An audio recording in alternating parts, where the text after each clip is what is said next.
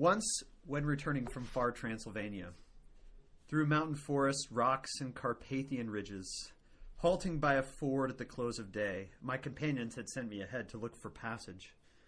I let my horse graze, and out of the saddlebag took the Holy Scripture. The light was so gracious, murmur of streams so sweet, that reading Paul's epistles and seeing the first star, I was soon lulled into a profound sleep.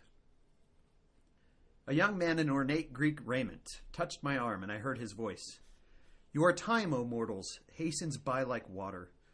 I have descended and known its abyss. It was I whom cruel Paul chastised in Corinth for having stolen my father's wife. And by his order I was to be excluded from the table at which we shared our meals. Since then I have not been in gatherings of the saints, and for many years I was led by the sinful love of a poor plaything given to temptation, and so we doomed ourselves to eternal ruin. But my Lord and my God, whom I knew not, tore me from the ashes with his lightning. In his eyes your truth count for nothing. His mercy saves all living flesh. Awake under huge starry sky, having received help unhoped for, absolved of care about our paltry life, I wiped my eyes wet with tears. No, I've never been to Transylvania. I've never brought messages from there to my church, but I could have.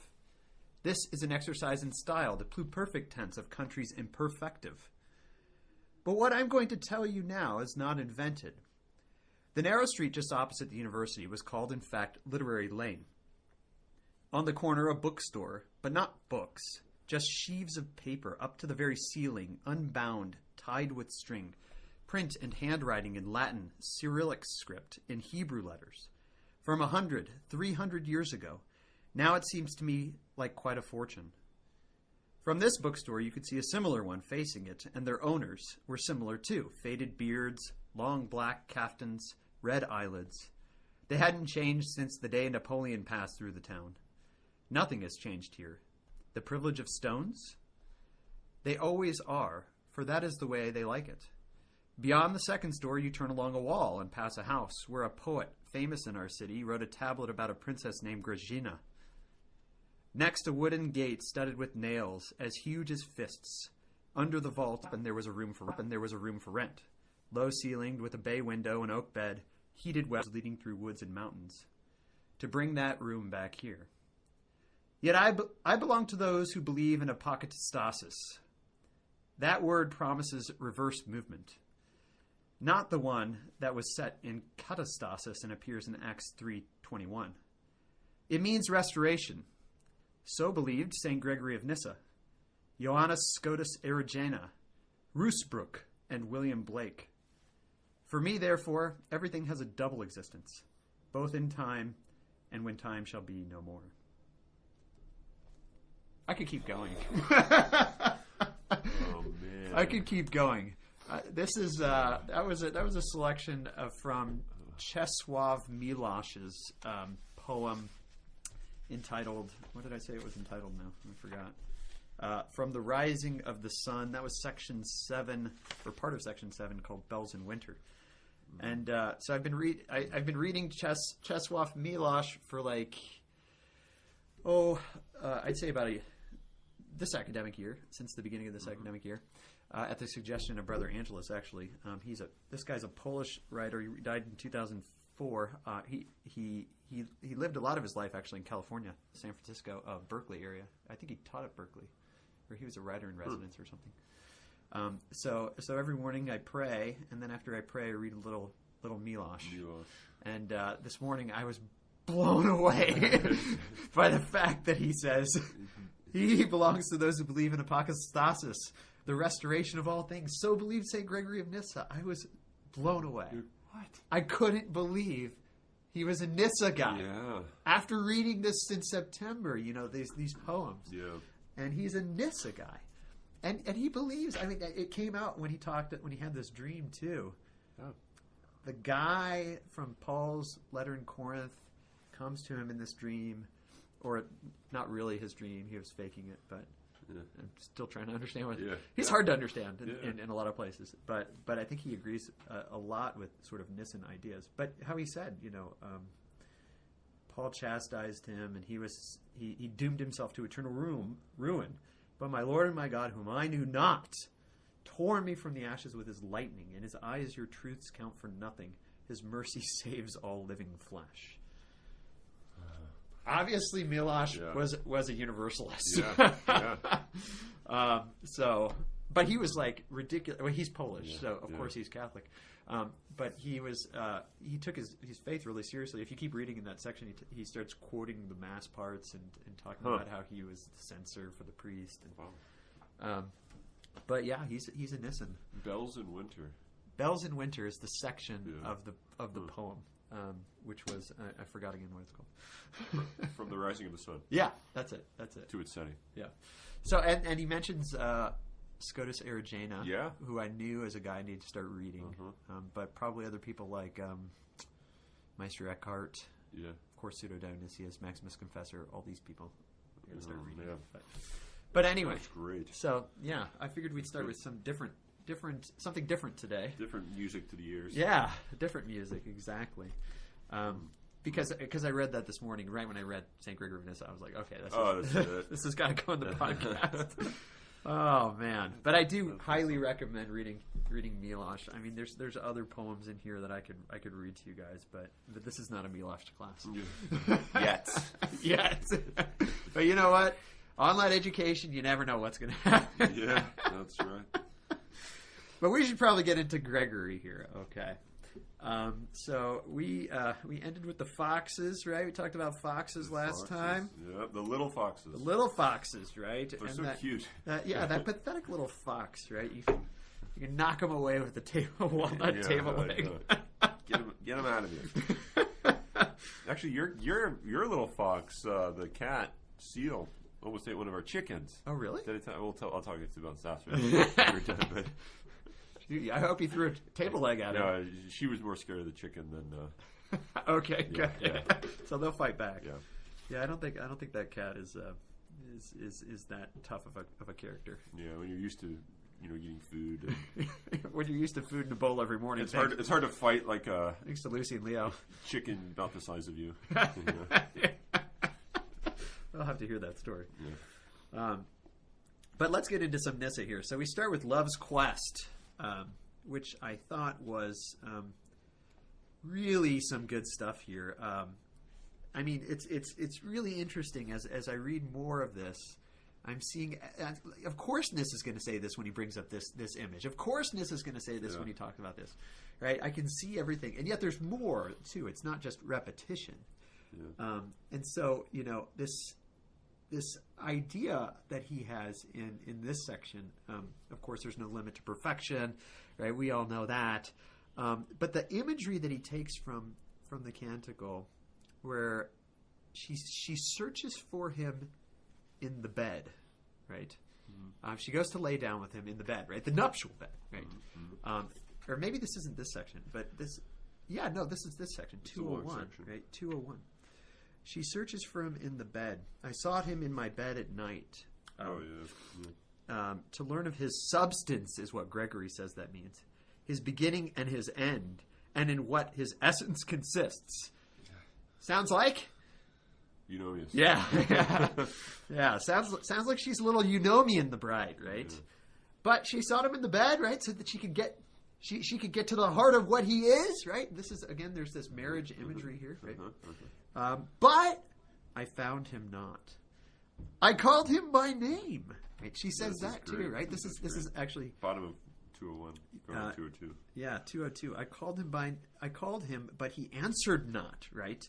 And Gregory's like, of course he answered not, because you were calling him something that he's not named. Why? How do you know that? You don't know what she called. It doesn't matter, right? He is unnameable. He's beyond all names, right? And so he takes this section to be an explanation that you're not going to find him if you try to seek to grasp his substance, right? And so he uses this great line in here where he says, he asks this question, right? He says the angels. She asks this to the angels: "Is it possible that my beloved can be comprehended? Have you seen him whom my soul loveth?" Yeah. And their only answer to the question is silence. This is 202, right in the middle. Mm-hmm. And by their silence, they show that what she seeks is incomprehensible to them, right? Which actually, what was I just reading? There's a hymn. Crown him with many crowns.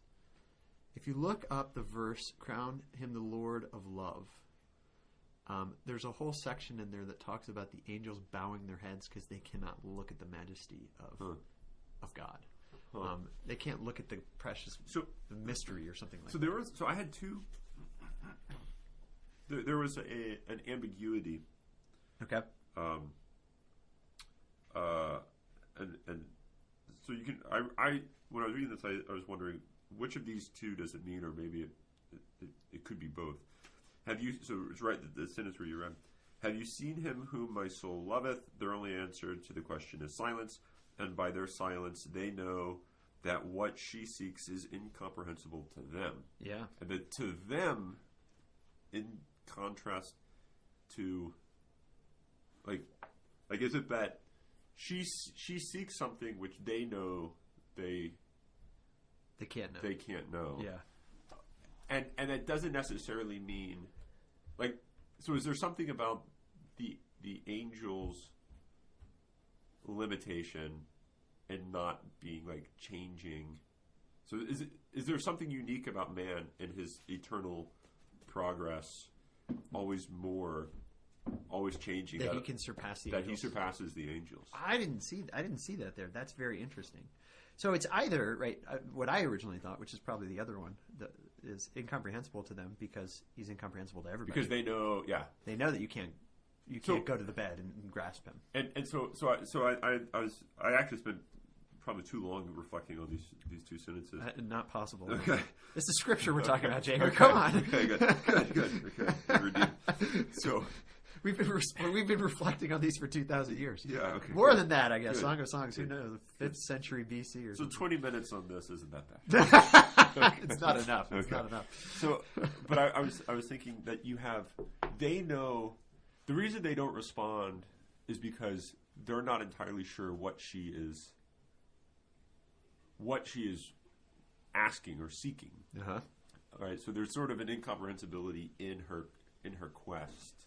Because man quests and continues to quest. Yeah. Whereas maybe they don't. Not like, oh, we know God and we know he's incomprehensible. But rather, we don't really understand your insatiable drive. Yeah. Maybe. I don't know. I mean, it's you're kind of getting into sort of angelology here. And there's a question about whether an intellectual nature wouldn't always be like that in some sense. Yeah. And maybe if eternity, as Thomas says, right? Maybe their quest is a less changing one, yet questish nonetheless, right? In some mysterious way, right? I would think that. I mean, and maybe he's just saying, I don't understand how you don't understand God because you don't understand God in a different way than I don't understand God. Right. But we both can be united with Him in this real way, in this non-understanding way. Yeah. Yeah, I read this trying to tie it up with what he said about, I think it was in the Catechetical Discourse, his man's unique, and it was also in the Hexameron, the unique. On the Making of Man? It was on the Making of Man, yeah. The unique material, and therefore the changeability, the mutability of man. Mm-hmm. Mm-hmm. And I was thinking that seems to be at the root of this drive from dove to dove, from glory to glory. Yeah.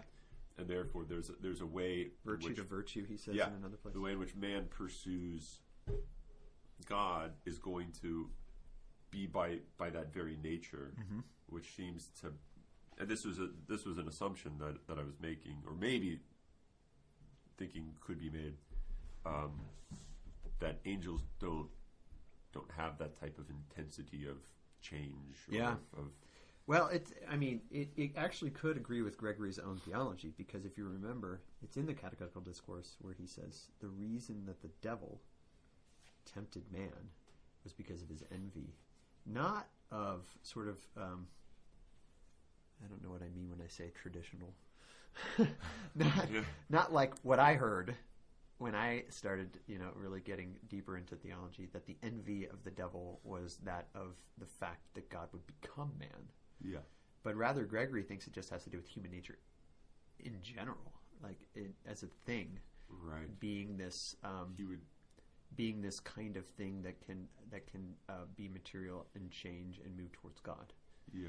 Right. And so it could be that would actually fit his understanding of that. Yeah. But that the good angels are the ones that accept their lot of not being man but being angels. And really, there's other theological grounds to say something like this, because we know the Queen of Angels is a human. Yeah. Right? Yeah. And that the King of the universe is human. Yeah. Yeah. Right. So there seems to I've always thought that the coronation of Mary is a revelation of something about human nature in contradistinction to angelic nature. Yeah. Whatever that means. Mm-hmm. But yeah, I don't know. I didn't think that at all. But I see what you're saying. I just thought that to them opened up a ambiguity. Yeah. But it could still mean that. But nonetheless, the question and the silence leads her on to move towards whether it's human or just intelligent form needs to go. Which and this is the great line that I was getting to, that after she had gone about the entire supermundane city by the operation of her mind, right? So she's running around in the streets looking for her love, and he takes this to be meaning like she's trying to think of what is God? Mm-hmm. After she goes around and in her mind and has not recognized her beloved, even among things spiritual and immaterial, right? The angels. Yeah. Then at last she gives up all she has found, for she realizes that what she seeks can be understood only in the very inability to comprehend his essence. And that's really interesting. And that sounds very Nyssa, right? It's only by not seeing that you see. And that every intelligible attribute becomes merely a hindrance to those who seek to find him. That's why she says, when I had a little passed by them, I abandoned all creatures and passed by all that is intelligible in creation. And when I gave up every finite mode of comprehension, then it was that I found my beloved by faith, and I will never let him go. Which is interesting. It's a grasping that's only a non-grasping. Yeah. Right? And it's a holding that's only a non-holding. And maybe it matches what Jesus says to Mary Magdalene, right? Do not hold on to me. Yeah. Right? Yeah. Noli tangere. The very famous scene that's painted tons of times, right? And I wonder if that has, if you could draw something out of that. And maybe he did somewhere. Maybe I'm stealing that from him. But I thought that was, this is in some sense very typical Nyssa, but in another sense, like he's giving us more insight into this idea of comprehending by incomprehending, right? And this sort of anti-eunomian move that he continually makes, right? Mm-hmm. So I thought that was beautiful. And he ends the section. So I remember thinking when we read the songs, what is he going to do with the going into my mother's the room chamber where my mother conceived me? And I was like, how's he gonna? How's he gonna serve this one up? Yeah. And I think this is great what he does at the end of this. This is really interesting to me. Very bottom of 202, going on to 203. For the heart is indeed a chamber to be filled by the divine indwelling, that is, when it is restored to the state that it had in the beginning, as it was when it was made by her that bore me. For surely we could be right in understanding the mother here as the first cause of our being. Mm-hmm. So in some ways, like what's the chamber, like my mother's. So here, I guess you can put it this way: here, mother is actually referring to God, right? What gave birth to him, and so he is coming to unite himself precisely in that the place where he gave birth. Yeah, where he was birthed. Right? Yeah, right? He's going to unite himself to his or I guess this is her. There's too many pronouns going on. The bride. The bride is going to unite herself to the bridegroom in the chamber where the bride was conceived, which was exactly the place where the bridegroom is. The bridegroom is. Yeah, because he's the creator and he's the final end, like the beginning and the end of both, right? Yeah. Yeah. So I just thought that was an interesting, really interesting interpretation. Yeah. That I wasn't even thinking about. Yeah. No, I thought it was. I mean, it's always bold to see somebody use sort of maternal language for God. I always thought it was problematic when I was stupid. Yeah. I mean, I'm still stupid. Yeah. But now I'm like, it's not a problem at all. I mean, this is because I've gone out of my eunomian understanding of God. And so now I see, well, of course you have to talk to him as a mother as well, because no name actually is adequate, right? Yeah. And so, but this gives a lot of insight into the fact that the beginning is the end and the end is the beginning. Good T.S. Eliot stuff. Right? Yeah. Yeah. But the next section is really interesting too, because so he starts talking about the masks, and you know what mask is in Greek? Prosopon, which means person, right? And so whenever we talk about the theatrical masks in Christian theology, we think Trinitarian stuff, right? Which is quite interesting. But here he doesn't quite use it that way. I'm sure there's a connection. Mm-hmm. But here he doesn't use it that way. Instead, he uses it as this very interesting explanation of being transformed from glory to glory. That the life of perfection means that you never stay the same. And so you're always changing. So just like the actor puts on different masks to take on different roles throughout, it's the same actor taking on different roles throughout the play. So do you, as you get transformed from glory to glory, look different, right? Yeah. Yeah. To the point that the friends don't recognize her, right? Because she becomes the pillar of smoke. And this pillar of smoke is just, they don't recognize her because before she wasn't. She was beautiful before, but now she's beautiful in a different and a greater way. Yeah. And that's emphasized by the pillar of smoke, right? And so there's this very interesting things that happens where, and I think it's a pointing again to, just after, and from what I can tell, Danielu is taking these in sequence. It looks like, if you look at the numbers and the sermons, that they are going sequentially. So he's not putting anything out of order. So he's already talked about her, or about God being the one who is unnameable. Mm-hmm. And then he seems to say, you can't pin a name on us either, right? On the bride, because she keeps changing, right? So he says on 205, the rising of the bride in the desert is evidence that she has risen so high out of her devotion and her continence that she causes even the friends of the bridegroom to marvel. And they give expression to her loveliness through many images because it is impossible to explain it with one, right? That's just the point that I was making about the motherhood of God, right? So they compare her in all these different ways, and they're going to continually, throughout the poem, compare her in all these different ways because the beauty, not just of the beautiful one, is ineffable, but the beauty of the bride is ineffable too. Yeah. And of course, this is going to have to do with his understanding of the mirror, and that we become what we look at, right? As he continually keeps doing in this Song of Songs commentary. And so I think that there's something very interesting that the ineffability of the bride, it happens because of her constant changingness, whereas the ineffability of God happens because of his weird immutability, or maybe beyond mutability, we can say. Yeah. But I still think it's interesting that his limitlessness. Yeah. And so we have a limitlessness too, but it's a specifically creaturely limitlessness, but it is still the mirror of the divine. Limitlessness that, I don't know if you want to say plays itself out, but it's a limitlessness that's in time, if you will, right? So it's kind of the mask changing, right? If time is a measurement of change, right. But that means that at any given time, there's always a limit, right, to what we are, right. But that is not.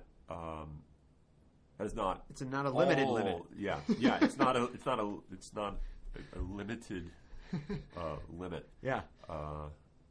Right. So that we're sort of the the limited unlimiter. Yeah. I don't know if there's a way to put it. Whereas God is the limitless. Yeah. One. Right. And that's why I think that Gregory continually goes back into this idea that once the bride gets somewhere, she has a forgetfulness of the stuff of the past. She strains ahead to the stuff forward because the point of human nature is to move to the next point, right? And to move to the next one, and then the next rung, and to the next rung, and to the next rung, and it's this satisfying change, which sounds contrary to classical metaphysics, but it's Christian metaphysics. Right? I mean, it's a new explanation of what man is. It's a revelation. Yeah, it's in this limitlessness that we take on the image of God. I mean, not take on, but we most perfectly show forth the image of God. He uses language. We become him, right? Yeah. So I think that there's something about our constant change that is divine, which is his point. Which sounds completely contrary, right? God is the changeless one, and our constant change is what is divine about us. And Gregory's like, yeah. What part of Jesus' message did you not get?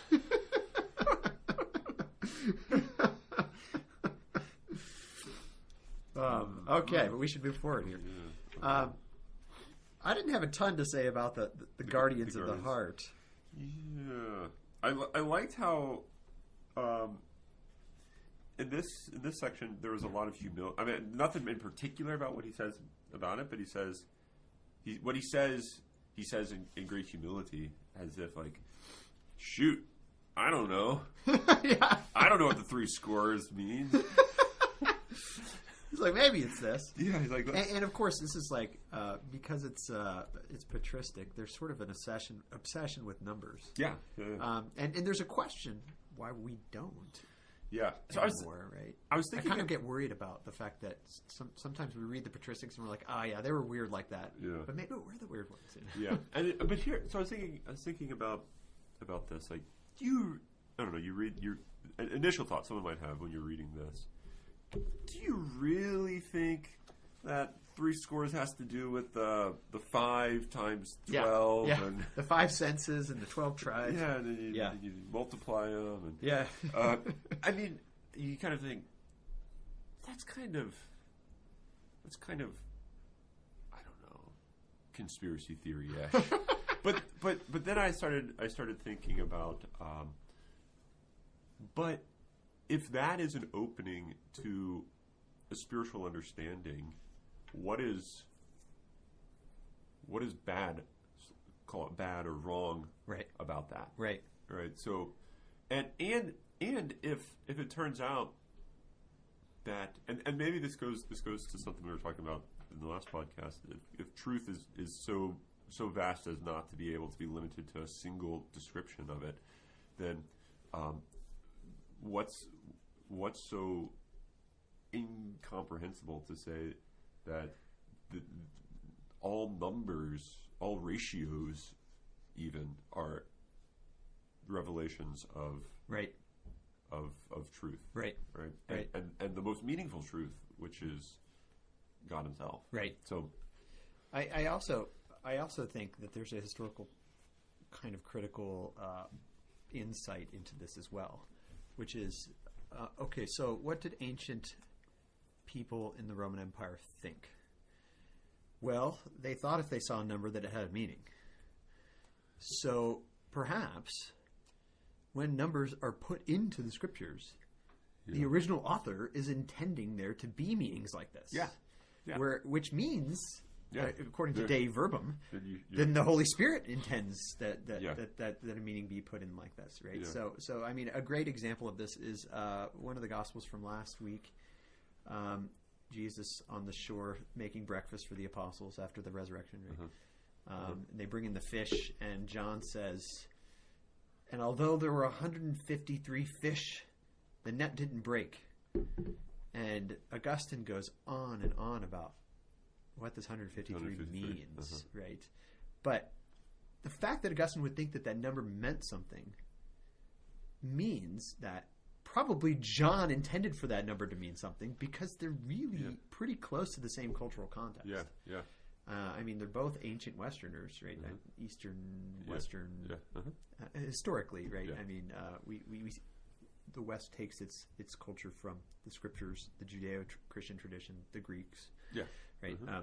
So and you wonder, even in sort of a divine inspiration kind of way, why the heck would God put 153 in there, right? I mean, there has to be some reason for it, right?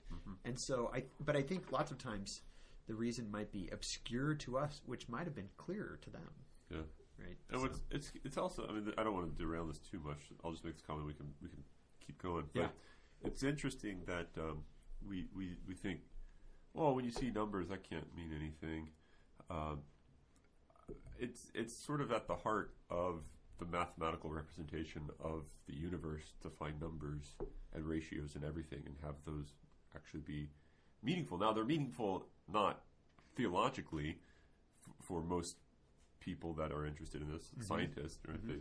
But yet they still nonetheless think that when you see proportions and ratios and that there's something, this is telling us something about something. Now that something is a law or what have you. But, But it's still, I mean, what's interesting is like numbers still are just as meaningful. It's just they take on a different source. Yeah. So it's interesting that we would sort of, I guess, sequester the meaning of the number to the non-theological or something like that, or to the, I don't know, physical, and sort of divest it of all metaphysical meaning. Yeah, but maybe it's sort of a. This kind of goes back to what we were talking about in our last podcast. It's sort of an understanding of our own misunderstanding of truth as being sort of abstract head stuff. Yeah, rather than being encounter with reality. And so I wonder if that's if these guys didn't have that problem, like we have. Yeah, I mean they had other problems. Yeah, but not like the ones we have. So yeah, but I don't know. I thought it was a great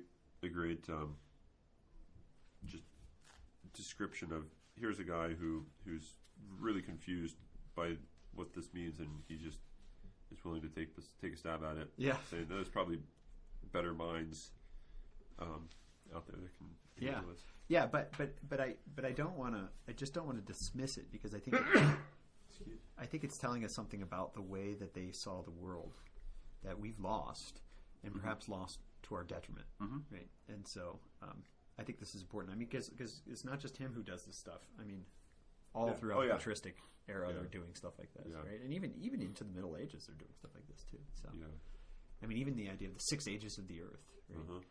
Is a big thing for Augustine, for Bede, whose history of the English people is like matching that 6 ages of the world too. And but anyway, section 50, Doctrine of Infinite Growth, typical Gregory, right? I mean, this is almost. I almost feel like somebody could read this and almost distill this idea that we've been talking about this whole semester, right?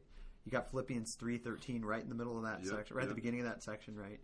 He says, Paul does not limit his desire. He never ceases his ascent, right? And he talks about how we move from strength to strength here, right? That's actually, I mean, the Latin is virtus, right? But this is in Greek.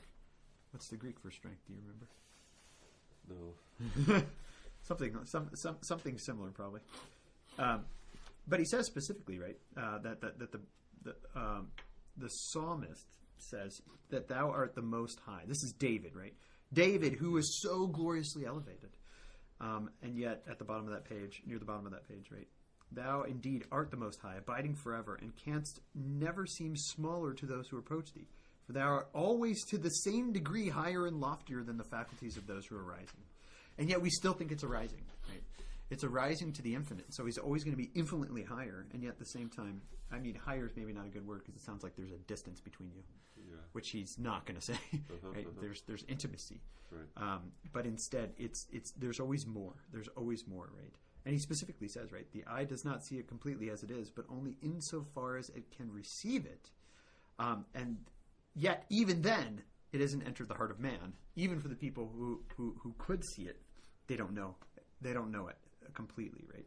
And so his point that he gets into here on page 213, I like how he puts it here. He says, starting at the bottom of 212, thus, though the new grace we may obtain is greater than what we had before, it does not put a limit on our final goal. Rather, for those who are rising in perfection, the limit of the good that is attained becomes the beginning of the discovery of higher goods. So every goal attained becomes a new beginning towards another goal, which is going to be attained and then be a beginning, right? So everything's a beginning, right? And this, we kind of talked about this last time, right? Yeah. But there's this idea that whenever you move further, you're always rising again. Yeah. You're always waking up again, right? And you wondered, I mean, this happens to me in my own life, right? I wondered, how did I care about that stuff before? When now all I care about is this stuff, which is beyond that, right? And it seemed like that was like baby stuff. Yeah. And now I'm going for the real stuff. But I'm sure once I get the real stuff, Yeah. I'm going to say, why do I care about that so much? This is baby stuff. Like, what really matters is what's beyond that, right? And so this is what education is, I think, in some sense. And of course, if truth is moving into truth, and then all of this kind of points back to this idea of this perpetual rising and rising into God, right? Because God is truth. Yeah. I'm monologuing a lot here. No, I think. I don't. What do you think about this?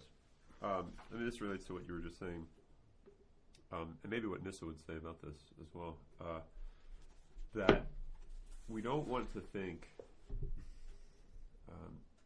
all that simple stuff that I thought a long time ago and that I was so wrong about, that was so stupid. Yeah.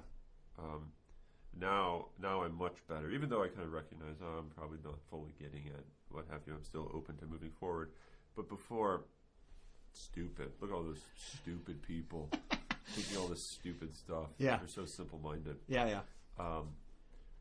But because if what designates one as on the way is this sort of openness, like, what sort of progress is made such that you can say, oh, now you're not stupid in your eyes, right? Because if you really take this infinite progress seriously, you're still infinitely far. Then you're infinitely stupid, just as you were before. Yeah. Right.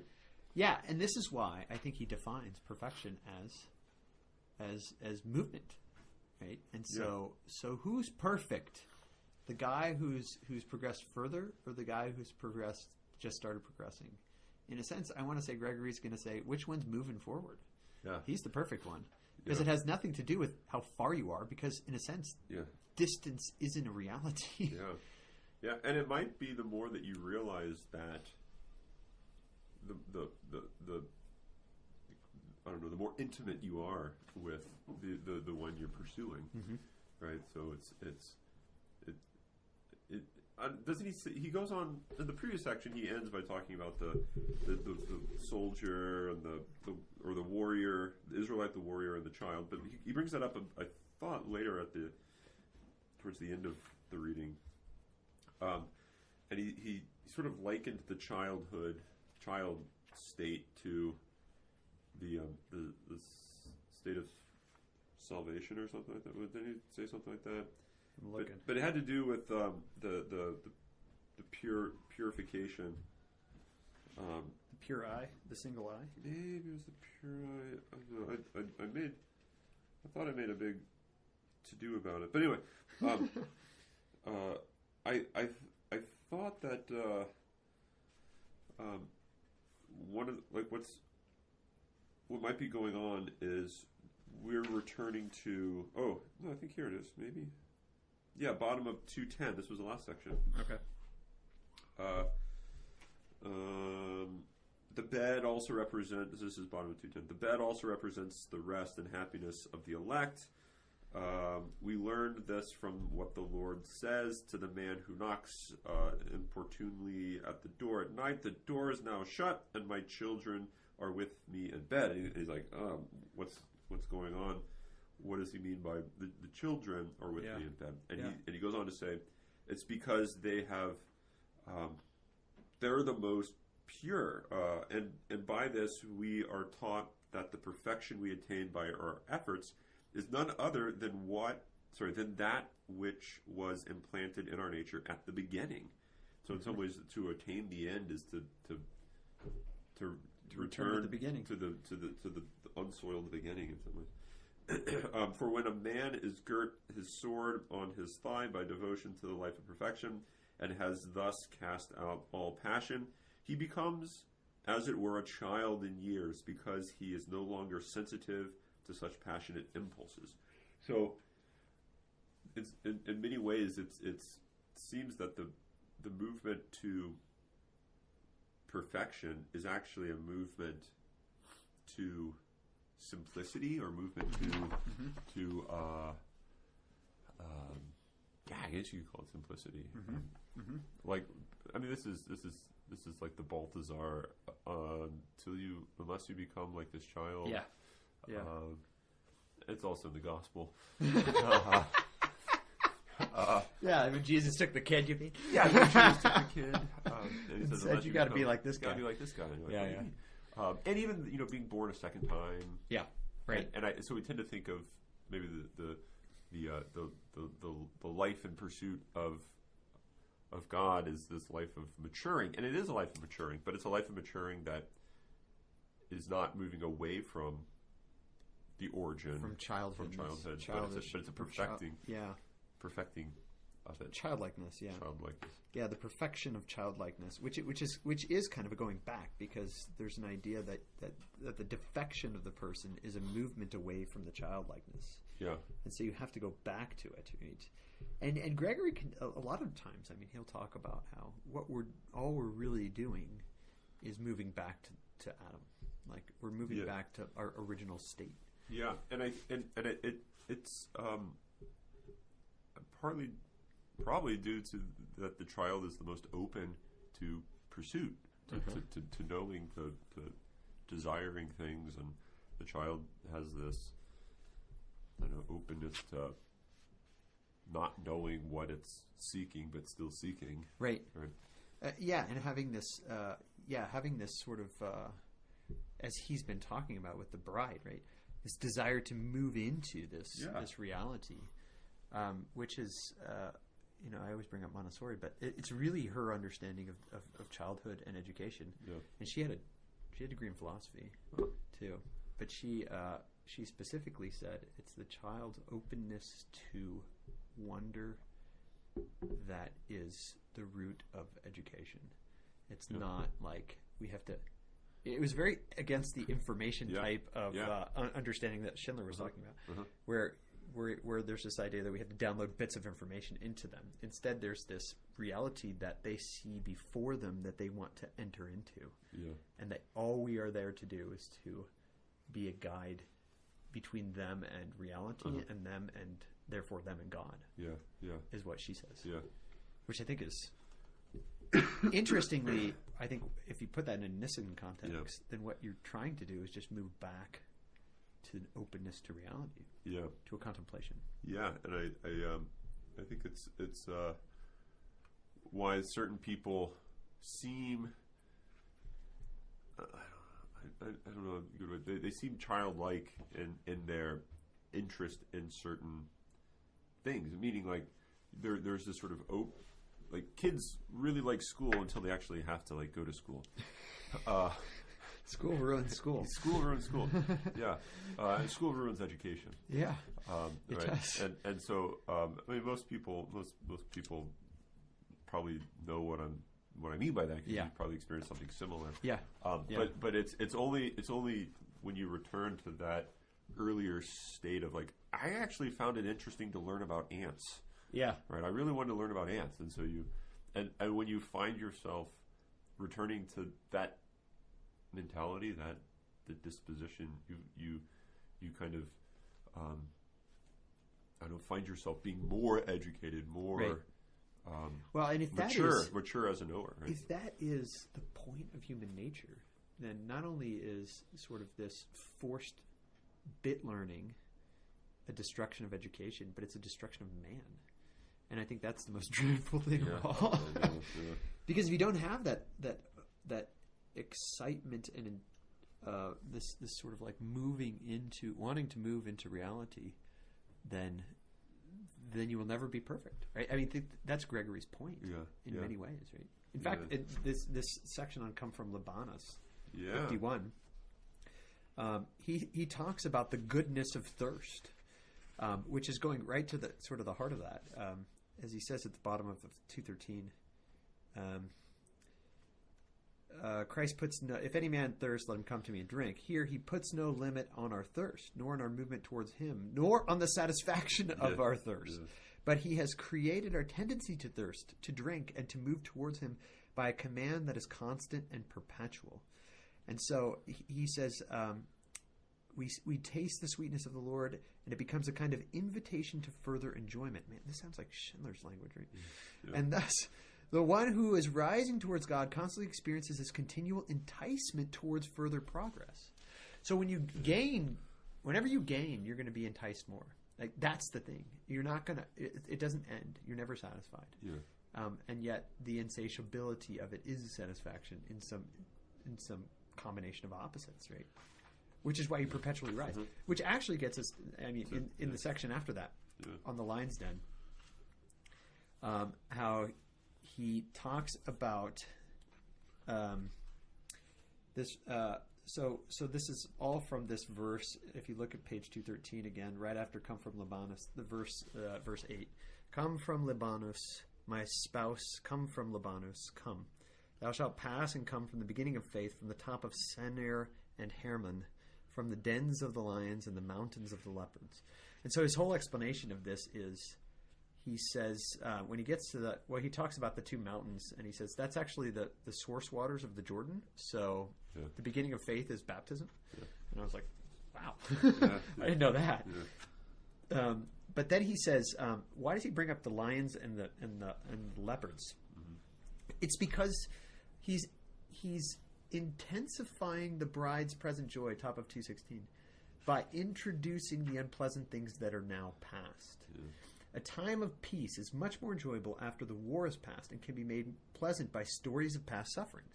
The body takes much more pleasure in the blessing of good health when nature has been restored after a painful bout with sickness. So he says he's not only showing his bride his own beauty, but also reminding her of the terrifying beasts that she's already conquered. Yeah, right? Yeah. So he's saying that there's something that has to do, and this makes me think of sort of a de Lubach's obsession with the historicity of man, and Ratzinger too. That man is a historical reality, and that's just what he is. Mm-hmm. So that it's not just, I'm going to make you feel better about the good that you have now by reminding you of the past, but that, in a sense, your joy is constituted by the conquering of the lions. Like, it's not just so. I don't know if this is true, but it sounds like it to me.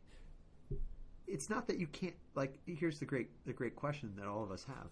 Why did God put us in this world with suffering and pain and death when he could have just made us in heaven, right? That's kind of like one of these like really hard to answer theological questions. Yeah. You're just like, but it depends on sort of your metaphysical understanding of man. I wonder if Gregory's metaphysics here is, you just wouldn't, like, heaven wouldn't be, it's a nonsensical question to ask. Yeah. Because you can't be human and be joyful without having conquered the beast. Yeah. It's just what it means to be human. At least that's what I think he's saying, right? I think he's saying something like that.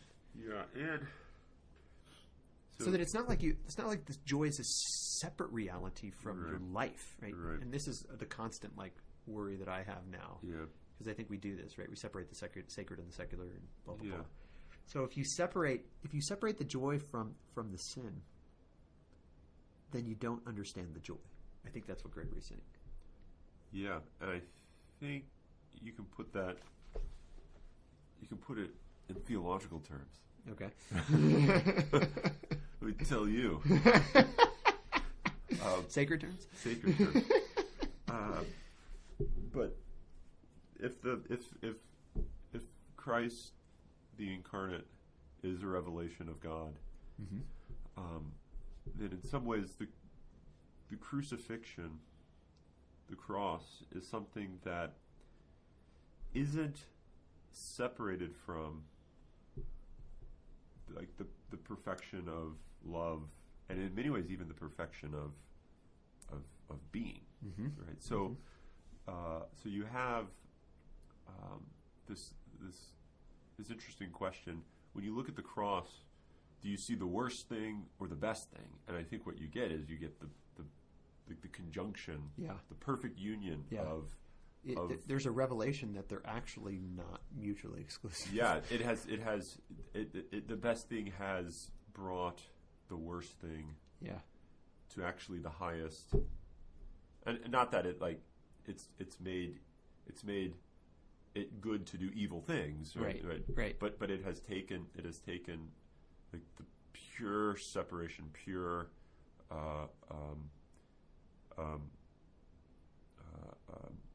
pain and suffering, and has made it the greatest occasion, and even the greatest sign now, the sign of the cross, as the greatest sign of joy, hope, fulfillment. So it's not that you look at it and you think miserable thoughts, but you look at it and you recognize that the pain and suffering is not separate from the love and ultimately the paradoxically the joy of self-sacrifice. Yeah, but it's not. Yeah, as long as we understand, it's not a mere sign where I look at the cross and I think, "Oh, it reminds me of the joy that I'll have in heaven." Thank God Jesus did that horrible thing. Yeah, because then I don't think it actually would really be a sign. Right. And I think so. Here's another line that backs you up. Gregory talking about Libanus, which Danielu says in the footnote. Yeah, I like this. Libanos is actually incense in Greek, right? And so he said there's sort of a Greek like play on words going on here. But he says here, right? Come from Libanus, my spouse, in the middle of 2:14. By this he means, you did well in following me up to now, and you have come with me to the Mount of Incense. That's Libanos, right? You were buried with me in baptism unto death, but you rose again and ascended in communion to my divinity. This is what is meant by the word Libanos. So there's this idea that incense, and he says this earlier, right? Yeah. With the frankincense and myrrh. Incense is a sign of deification. But he goes on. So rise up now from here and go on towards other peaks, advancing, ever rising by operative knowledge. Come then from Libanus, he says, no longer as my betrothed, but as my bride. For no one can live with me as my bride unless by the myrrh of death she is transformed into the incense of Libanus. So there's something, deification is death in some way, right? Yeah. And that's the revelation of Jesus Christ on the cross, right? That the cross is not, it's not an instrumental, mechanical, technical way of causing us to be happy. It is a revelation of what God is. Yeah, it's constitutive. I mean, it's not. God died on the cross so that we wouldn't have to. Right. No, it's God died on the cross to show us that if you want to be Him. So the only so that we could actually, that would be the only like true way to die. Yeah. Wait. We were like the undead. Yeah. Right. We couldn't actually undergo the depth of a real death. Yeah. Right. Yeah. And I think so. In some ways, like you have it's like a Tolkien. I'm going back to that. It's like the Ghost Warriors. Yeah, the Ghost Warriors. Yeah. Right? They wanted actual death. Right? Yeah. They couldn't have it. Yeah. I mean, I think there's something interesting about, we highlight the life part of this, but it might be that the revelation of the cross is a sharing of perfect life, because at the same time it's a sharing of like a death, A giving of yourself, a relinquishing of oneself. Yeah. And you can't fully give yourself over unless you have the crucifixion. Right. And going back to Tolkien, those guys, how were they released Yeah. into real death? Yeah. By fighting for another. Yeah. Right? I mean, Yeah. it was by love, right? Because that's what real death is, right? It's Yeah. love, Yeah. right? Which is, again, the context of the whole Song of Solomon, Yeah. right? Yeah. Is that love is how you're transformed into God, right? Yeah. Which is what he says, right? And he says that a number of times, that we're transformed into God, right? But we're looking at our time here. Last points here. Yeah. I do want to talk about the mirror of the church. Mirror. Okay, so he actually doesn't use the mirror image until the very, very end. But what's interesting here, at the beginning here, he talks about the voice of the word is ever a voice of power. So when the word calls a soul that has advanced to come unto him, it is immediately empowered at his command, and becomes what the bridegroom wishes. It is transformed into something divine. It is transformed from the glory in which it exists to a higher glory by a perfect kind of alteration. This idea that the word calls and it happens is, I think, really important in understanding that we receive the ability, and not just the ability, but even the act of our freedom from him, right, as a gift. And so it's not just, I should go do this stuff, although it is, looking at it from one angle, but it's also, I have to receive my doing of this stuff. Yeah. Which I think is important. But I think the better part in this, two things. First, I love how he talks about in Christ there's a revelation of the opposites. Almost what we were just talking about, right? About death and life, right? Yeah. He says, in earlier times, these celestial powers, the angels, were familiar only with the regular uniform operation of the divine wisdom, as it worked miracles in accordance with its nature, right? So, God did cool things like create. That's awesome. And, walk on water or something, right? But he says, but now it's different, right? But that manifold quality of divine wisdom, which arises by the union of opposites, has only now been clearly revealed to them through the church. So he says the angels actually learned this through the church, which is interesting. How the word becomes flesh, life is mingled with death. In his bruises our wound is healed. The infirmity of the cross brings down the power of the adversary. The invisible is revealed in the flesh. The captives are ransomed. He himself is both purchaser and price. Earlier he does a bunch of lists too, in the middle of that page. How is it that life comes through death? Justice through sin, praise through malediction, glory through dishonor, strength through weakness, right? All of this is a new revelation in God, in Christ, right? And specifically in the church, right? Yeah. That he's the slave and yet remains the king, right? All of this stuff that he talks about. So I think it's this weird, he almost wants to say, like, and maybe this is what we've been trying to say sort of for the last 4 years. The paradox of being is Christian metaphysics. Yeah. Right. It just isn't. And to deny paradox and say it either has to be this or that is to fail to be a Christian. I mean, I think that's what Gregory's saying. That's definitely what I'm saying. And I think I've been saying that for about 4 years, at least. Yeah. maybe a little more. And the paradox of being is love. Right. Yeah. Right. Because you become full of yourself by giving yourself away. And this is what I like about Balthazar. Is he says to call it a paradox is actually not really correct. There's nothing paradoxical about it. There's nothing. How does he put it? There's no tension in love. It makes perfect sense to those that know it. There's nothing confusing. Nothing confusing about it. It's only confusing to those that are trying to think about it in some other terms. Yeah. Right. Right. And I think that's really, for me, that's a really important thing to remember, is that it's a paradox when thought about from a different angle, a different paradigm. Different paradigm. Yeah, which is why I think Jesus is a revelation, because he's the one who has to come and reveal to us. You don't have to think in the paradigm you used to. Yeah, which is why it's Christian metaphysics. And then it's also a revelation from within that you might say, yeah, I know, but I still don't get it. What do you? Yeah. But it's only once you have sacrificed yourself for another that you start to understand. It's not actually paradoxical. It makes perfect sense. Right. And not only that, and so it's kind of like you get it by not getting it, right? Yeah. I mean, when you stop trying to get it, just like the bride, right? Who searched in the bed in the night and then passed them by, and she said, then I found him. Yeah. When I passed by every name. Just in the same way, I think, like, when we try to get it in a get it kind of way, then we don't get it. But when we stop trying to get it in a get it kind of way, then we get it in a not get it kind of way. Yeah. I got that. Get it, got it, good. I got it. That made perfect sense to me. And if it didn't make sense, go back and rewind it and play that again. Yeah, which is the glory and also the downfall of podcasting. But but another point I want to bring up, 2:19. Yeah. I was very scared when I read this parenthetical note. Did you? I don't know if you thought this.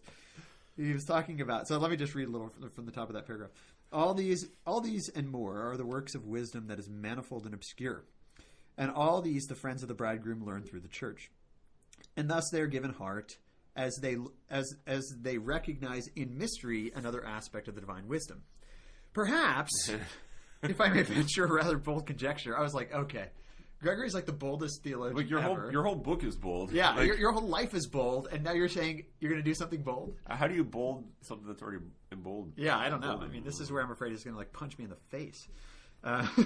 Perhaps, if I may venture something rather a bold conjecture, in seeing the beauty of the bridegroom in the bride, they are really admiring the invisible and incomprehensible as it is in all creatures. Yeah. And I just wrote on the side, beauty. Yeah. This is his bold conjecture, beauty. Yeah. That's his bold conjecture, which is a bold conjecture. Yeah. And yet, it has to be. Yeah. Right? Yeah. I think this is going to be, I think, the last chapter of Schindler. Oh, yeah. I think this is the last chapter of Schindler. Yeah. It's also, and I always go back to this, the preface of Schindler Sr. To De Lubac, right? Discovery of God. Yeah. No, not Discovery of God. Supernatural. History of the Supernatural. Yeah. Which is where he says, maybe De Lubac would have said this if we had asked him, but maybe this openness of nature is not just a human thing. Which is exactly what he's suggesting here, right? And I like where he goes after that. We're gonna keep going. Or? Go ahead. So a few lines down, and yet he has made the church his body, and he builds it with love through the increase of the faithful, until we shall all be united in one perfect man, unto the measure of the age of the fullness of Christ. If then the church is Christ's body, Christ is the head of the body, forming the countenance of the church with his own features. Perhaps it is this that the friends of the bridegroom saw when they were given heart. In her they see more clearly that which is invisible. I thought that was awesome, and that's like that's just a perfect description of beauty. That's what that's what beauty is. Right, and but there's this unique beauty of the church, which is that it isn't just. I mean, it's beauty come true. It's beauty. Myth become fact. Incarnate. Yeah. So even though we recognize that everything is beautiful, there's something about being the beautiful one that makes you not just beautiful, but capital B beauty. The medium is the message. Yeah. You become what you're communicating. You become a sacrament. Yeah. Absolutely, right? That's exactly what sacrament means, right? It's the sacramental reality. And it's right there, the next line is where he uses the reflection of the mirror. The sun reflected. The church is the pure mirror, and thus he can be seen by his reflection. And yet at the same time, he uses the language of reflection, at the same time he uses the language of equation, identity. He says that as well. So, oh man, good stuff. I mean, we could talk about the one eye, which is really interesting too. The Cyclops. Yeah, and the idea that the one who sees. I mean, this is kind of killer. He talks about he mentions the three persons of the Trinity here, and only the person that has the one pure eye. Right, because that's the one that has given them heart. Yeah. One of thy eyes, because the other one wanders off in senselessness. Yeah. But this one sees the truth, And so he says, the one who looks at God, what does he see? This is, by the way, I thought this was very postmodern too. Near the bottom of that paragraph. Some men have a very bad vision with regard to the eternal nature of Godhead because their eyes are at variance. Because the image which arise from their distorted vision, they divided his unique nature into many. I think he's talking about polytheists or like tritheists. Yeah. These are men who are said to see much, and in seeing so much, they see nothing. Yeah, or eunomius. I mean, I think it's kind of like he probably has Trinitarian and Christological. Oh, absolutely, right? They go hand in hand. They see many. Yeah. So the more you see, the less you see, because if you see more, you don't see the one, because there is only one, right? And he goes on, and even some who look upon God soon wander off in material image of their imagination. Oh, this is like Nietzsche. They are unworthy of the angels' praise, since they waste their time in fantasies about the non-existent.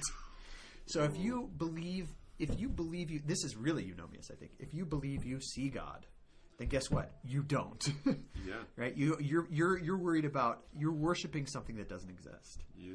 So the multi-eyed one is the bad one. Right, the one who has many eyes, the one who can see a lot. It's only the one who's single-sighted that's clear. It's very Platonic. You have to become like that which you know in order to know it. Mm-hmm. Mm-hmm. Yeah, and so you have to be one. You have to have one eye to know the one thing. The one. Yeah. And it's by looking at the one that you become one, right?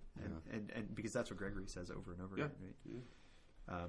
And the necklace is the yoke of Christ. That's just beautiful too. But we'll move on. Oh, that is great. But I think as you guys move on to your days, or maybe end your days, you should do what Gregory would. Don't be eunomian and try to find things out, but let the mystery be.